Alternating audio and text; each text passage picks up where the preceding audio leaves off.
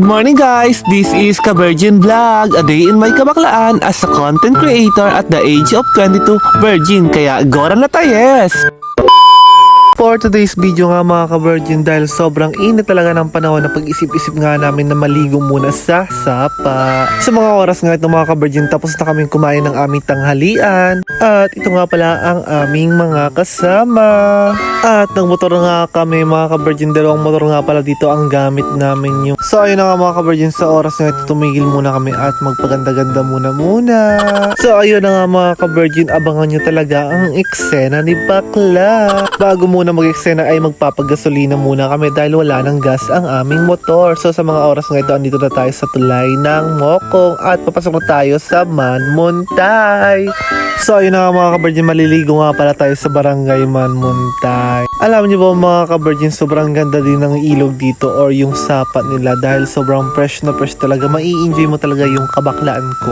May walang ganon. So ayun na nga mga ka-virgin, sa oras nga ito tayo ay papasok na nga pala at malapit na tayo sa ating destinasyon. Bago muna tayo magpunta sa ating destinasyon ay magpapaganda muna ang ka-virgin nyo. Bumili nga pala sila dyan ng kanilang kakainin. So ayun na nga mga ka-virgin, ready na nga pala dito ang aking bra. So ayun na nga mga ka-virgin, naiinis ako dahil hinahanap ko yung isa kong brang kulay itim. Hindi ko makita. At ang ginamit kong bra nga pala dito is baby bra. Ewan ko na lang kung matutuwa kayo dahil sobrang pangit talaga ng baby bra ang gagamitin ko. At andito na nga pala tayo sa ating papaliguan. So ayun na nga mga ka-virgin, naabutan nga pala namin dito na maraming mga tao at marami din naglalaba. Kaya napag-isip-isip namin na pumunta na lang sa dulo. So ayun na nga mga ka-virgin, sa mga kapos na kapos talaga dyan sa budget pang swimming, pwede nyo na talaga itong puntahan. Libre lang ang entrance dito. Walang entrance dito sa Manmuntay. Kaya ano pang hinihintay nyo? Let's go na!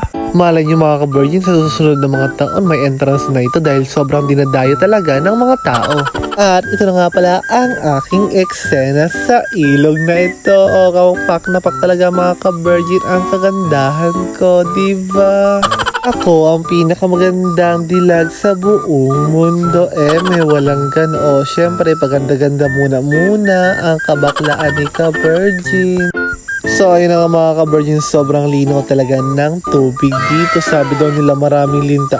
May walang ganon, walang linta dito. So ayun na nga mga ka-virgin, habang naliligo nga pala kami, may nakita nga pala kaming serena dito. At ito nga pala yung serena. Pak na pak talaga, mukhang serena, mukhang tuko, mukhang linta. Nasa iyo na lahat ang kabaklaan. At wala talagang paawat ang